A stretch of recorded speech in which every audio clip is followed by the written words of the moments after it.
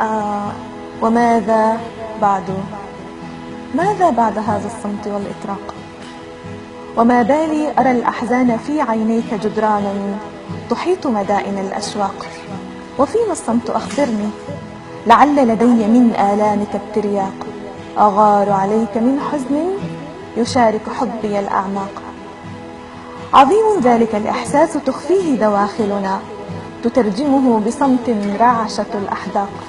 تخاطبنا بلا كلمات، بلا حرف تحدثنا، وإيقاعات قلبينا تردد أننا عشاق، وأن هواك لي وحدي، وأنك في الحنايا باق. وحين تغيب أبحث عنك في ذاتي، وحين أراك يغمر بسمة الإشراق. ومثل الشمس حين تطل تعانق خضرة الأوراق، حنين الأرض بعد الجد للحن الجدول الرقراق.